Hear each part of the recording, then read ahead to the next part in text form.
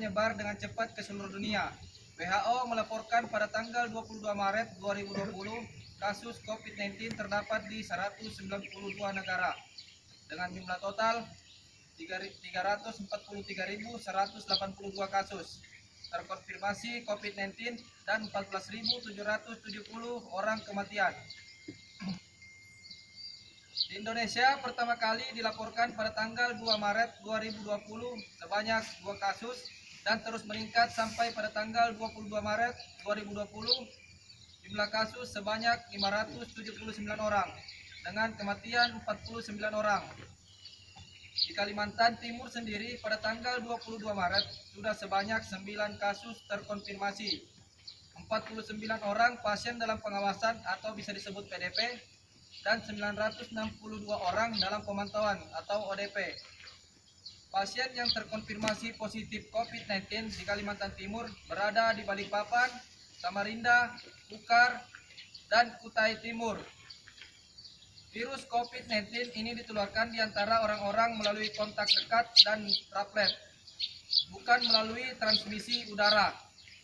Orang yang paling berisiko terinfeksi adalah mereka yang berhubungan dengan dekat pasien COVID-19, yang merawat pasien COVID-19 atau yang kontak erat dengan orang yang terkonfirmasi COVID-19. Masa inkubasi COVID-19 adalah sempat 14 hari setelah virus pertama masuk ke dalam tubuh. Gejala yang ditimbulkan jika terinfeksi COVID-19 adalah 1. Batuk 2. Flu, demam lebih dari 37,5 derajat Celcius. 4. Nyeri dada atau sesak napas. Infeksi juga dapat ditemukan semakin parah bila menyerang kelompok individu tertentu. Contohnya, orang dengan penyakit jantung atau paru-paru, orang dengan sistem kekebalan yang lemah, bayi dan lanjut usia. Dalam beberapa kasus, pasien yang terkonfirmasi COVID-19 tidak ditemukan gejala. Dalam kasus lebih lanjut, infeksi dapat menyebabkan pneumonia, sindrom pernapasan akut, gagal ginjal, dan bahkan kematian. Tindakan pencegahan dan mitigasi adalah kunci dalam pengaturan kesehatan dan masyarakat. Langkah-langkah pencegahan yang paling efektif diantaranya 1. Perkuat daya tahan tubuh dengan rutin olahraga. Tidak cukup makan makanan bergizi dan minum air putih minimal 8 gelas per hari. 2. Social distancing atau physical distancing, yaitu menjaga jarak minimal 1,5 sampai 2 meter untuk menghindari terkena percikan droplet ketika berbicara, batuk, ataupun bersin. 3. Jika berbicara dengan orang dalam jarak dekat, maka gunakanlah masker. 4. Mencuci tangan dengan sabun dan air mengalir atau dengan hand sanitizer sebelum dan sesudah melakukan aktivitas. 5. Menghindari menyentuh mata, hidung dan mulut Anda. Tangan menyentuh banyak permukaan dan dapat mengambil virus. Setelah terkontaminasi, tangan dapat memindahkan virus ke mata, hidung, atau mulut Anda. Dari sana, virus bisa masuk ke tubuh Anda dan bisa membuat Anda sakit. 6. Jika batuk atau bersin, gunakan siku bagian dalam dan menutupnya. Atau gunakan masker atau tisu yang kemudian langsung dibuang ke dalam tempat sampah. 7. Mengenakan masker jika sakit. Membuang masker dan cuci tangan dengan sabun dan air mengalir setelah membuang masker ke tempat sampah. 8. Tetap di rumah jika Anda merasa tidak sehat. Jika Anda mengalami demam, batuk, flu, sesak, ataupun kesulitan bernapas, segera kunjungi klinik untuk dilakukan pemeriksaan. 9. Membersihkan dan mensterilkan permukaan benda yang sering digunakan. 10. Lakukan isolasi diri atau karantina jika setelah berpergian ke daerah yang terdampak. Selain langkah di atas, bacalah berita dan sebarluaskan berita jika sumbernya jelas atau tidak hoaks. Dan selalu berdoa. Mari kita putuskan rantai penularan COVID-19 dengan melakukan pencegahan yang dimulai dari diri sendiri. Materi disiapkan oleh OHS Division. Terima kasih.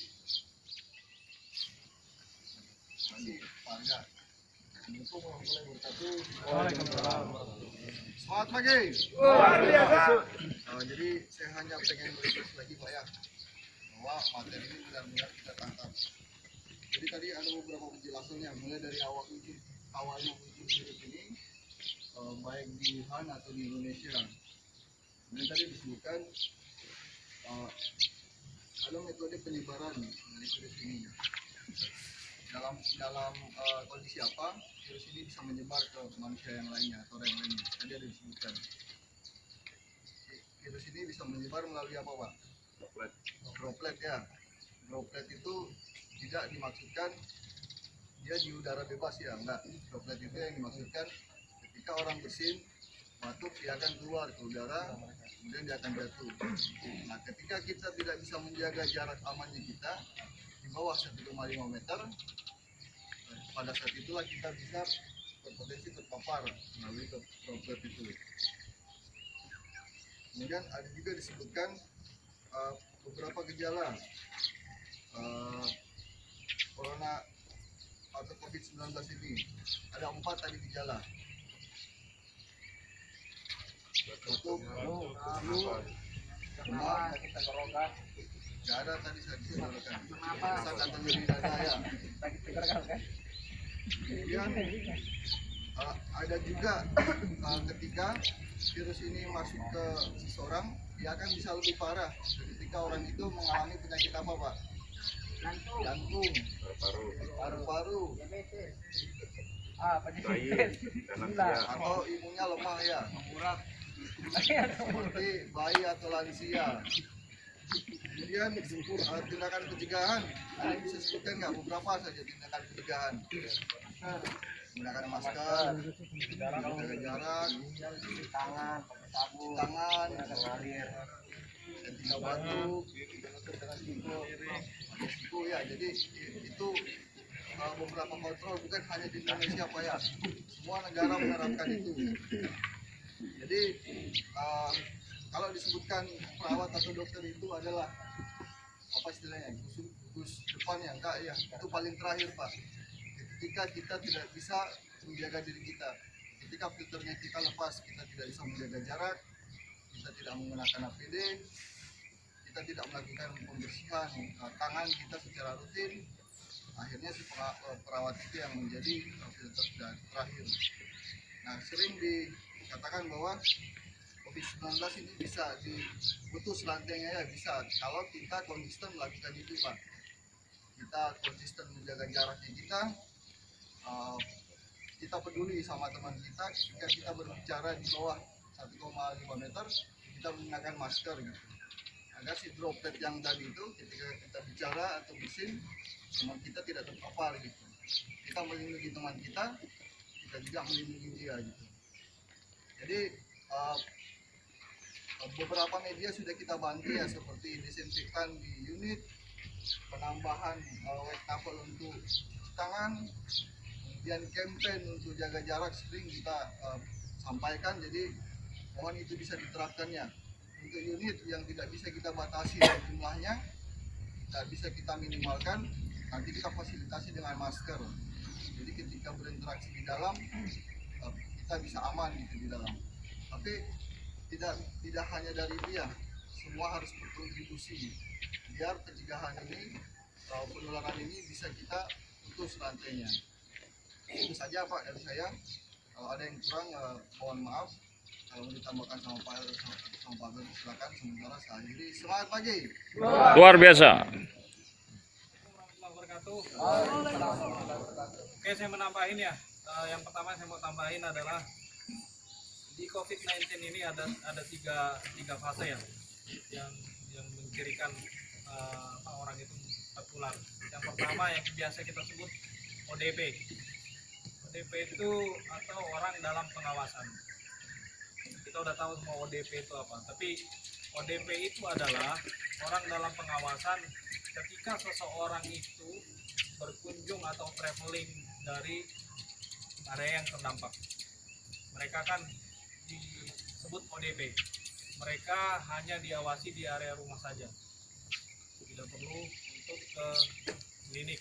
Tapi ketika selama masa isolasi diri dia muncul demam dan lain-lain, muncul gejala yang hampir menunjukkan ke sana, dia melapor ke klinik atau puskesmas atau yang rumah sakit yang terdekat. Ketika dia udah melapor menunjukkan gejala, dia disebut PDP atau pasien dalam pengawasan. Pasien dalam pengawasan itu udah di bawah pengawasan oleh dokter atau pihak medis. Proses PDP itu yang pertama adalah ketika gejalanya hampir mirip, gejalanya COVID hampir mirip ke penderita, yang dilakukan pertama adalah pengecekan ronsen paru, darah, pengecekan dasar. Kalau di pengecekan darah negatif belum tentu. Yang jadi konsen mereka adalah pengecekan paru. Pengecekan paru itu ada 3 tahap. Dia akan dironsen selama 3 hari. Hari pertama, hari kedua, hari ketiga. Bayangin, kita dironsen aja beberapa sel yang hilang. Apalagi kita dironsen dengan 3 hari. Kalau selama 3 hari tidak ada perubahan dari gambar paru, masih menunjukkan banyak celah di parunya, masih ada gambaran virus, dia akan dilakukan swab atau pengecekan lendir di tenggorokan. Jika pengecekan lendir itu biasanya dikirim ke Jakarta untuk di area Brau di Kesdetlan. Tapi saat ini udah ada pengecekan di rumah sakit. Nah, ketika dia hasil swabnya itu negatif, dia akan dipulangkan dan dia terbebas dari COVID. Tapi ketika dia positif, dia masuk ke kategori orang yang terkonfirmasi atau positif COVID, dan dia harus dilakukan isolasi khusus di rumah sakit. Itu 3 kriteria COVID. Terus saya terakhir nambahin ya, kita harus bisa bedain ciri-ciri COVID, influenza, sama flu biasa. Kalau flu biasa itu ciri-cirinya hidung tersumbat, bersin-bersin, tenggorokan tidak nyaman, batuk, tenggorokan sakit. Itu untuk flu biasa. Memang agak mirip dengan COVID. Kalau untuk influenza, demam, muntah-muntah, diare, otot nyeri, hidung meler, batuk juga ada, sama hidung tersumbat. Itu untuk influenza. Kalau untuk COVID sendiri tadi udah disampaikan juga, ada juga gejala demam hampir sama. Batuk juga ada, tapi dahaknya kental. Pernapasan cepat tak normal karena dia sesak. Jadi pola pernapasan itu dia berusaha untuk mencari celah gimana bernapas itu nyaman. Makanya napasnya tidak normal. Anggota tubuh lemas, sesak napas, diare juga, sama nyeri sendi. Yang harus kita bedain, otot nyeri sama nyeri sendi itu berbeda. Nah, ketika kita punya gejala itu, ya lakukan ke klinik terdekat. Itu aja yang bisa saya sampaikan. Terima kasih. Assalamualaikum warahmatullahi wabarakatuh. Waalaikumsalam warahmatullahi wabarakatuh. Sehat semua Pak? Alhamdulillah. Yang enggak sehat Kita dermaga Pak kalau sehat. langsung pulang Pak ya? Iya.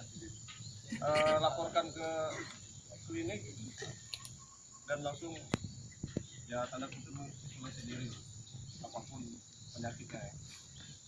Tadi sudah dijelaskan Pak, Pak Ferdi mungkin lebih detail kan, mungkin dengan istrinya bertugas di rumah sakit.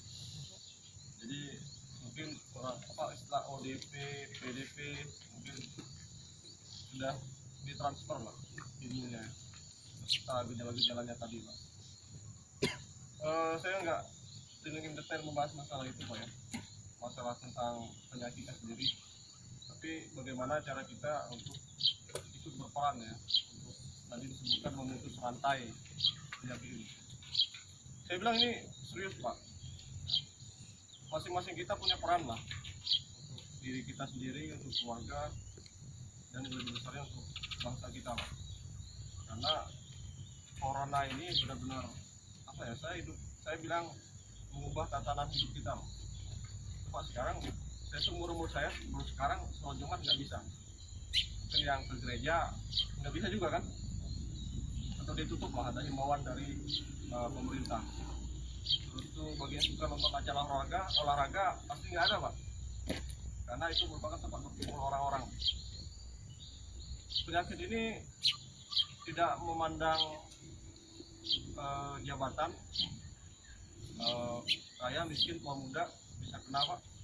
Mantan atau ex-presiden Direktur Braucol meninggal karena COVID Pak. Pak Amir Sambodo almarhum, dari Braucol, mungkin banyak kegiatan ya, termasuk ke luar negeri.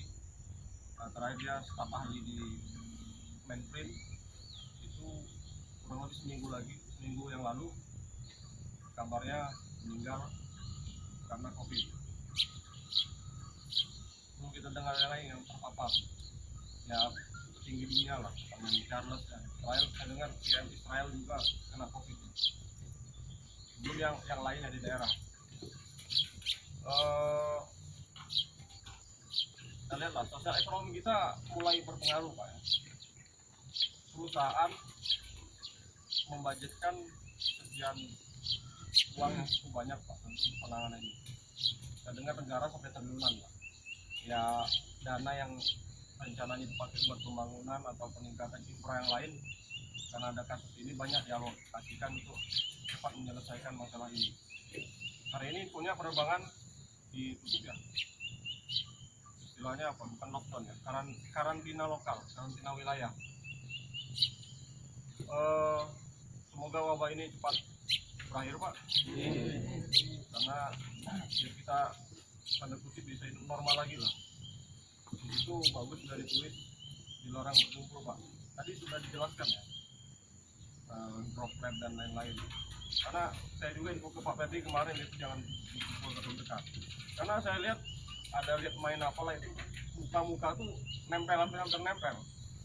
Jaraknya 1,5. Kita ngomong aja mungkin dropletnya kena aku aja, apalagi dekat-dekatan kayak gitu. Ya. Saya udah kasih tahu ke Pak Ferdi kalau emang nggak ada kegiatan lagi, ya nanti overtime-nya diatur lah supaya nggak ada mengganggu. Ya kalau bisa dipulangkan Pak. Ya di rumah masing-masing. Kalau di Telkomsel kan ada kan di rumah saja. Itu udah ada peringatannya.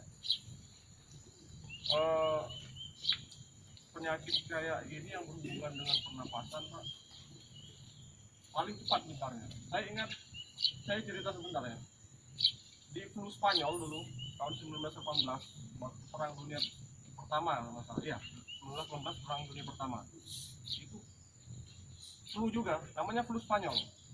Korbannya itu 50 juta orang di seluruh dunia, sedangkan korban Perang Dunia Pertama itu kurang lebih cuma 19 juta.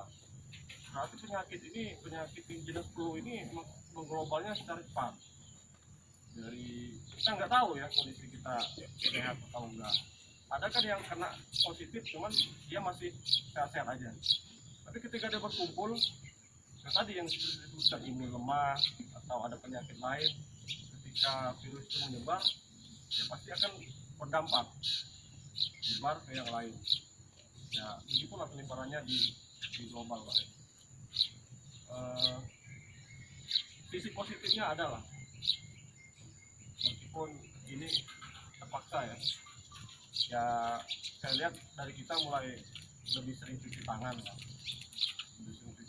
Lebih memperhatikan kesehatan diri. Dan satu lagi Pak, jaga daya tahan tubuh ya, jaga daya tahan tubuh. Selain makanan yang bergizi, ya istirahat lain cukup ya, itu untuk di pekerjaan juga bagus, menghindari fatigue dan lain-lain. Ya, suka keluyuran malam ya di rumah aja dulu Pak. Jadi di rumah jangan main game sampai larut malam juga, tetap turun juga daya tahan tubuh. Ya kalau ya tidur cepat aja Pak. Ini benar, saya jam 10 tidur ya, biar punya daya tahan yang bagus. Dan jangan lupa makanan yang bergizi Pak. Jadi sertai dengan, mari kita berdoa Pak habis ini supaya penyakit ini cepat berlalu ya, dan kita bisa normal seperti kembali Pak. Itu aja dari saya. Terima kasih. Assalamualaikum warahmatullahi wabarakatuh. Waalaikumsalam warahmatullahi wabarakatuh. Luar biasa.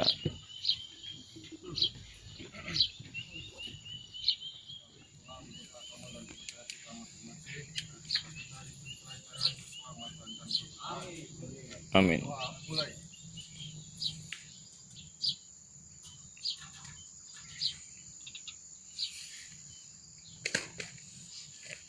Selesai. Aku penghormatan. Balik kanan buka. Action. Jalan.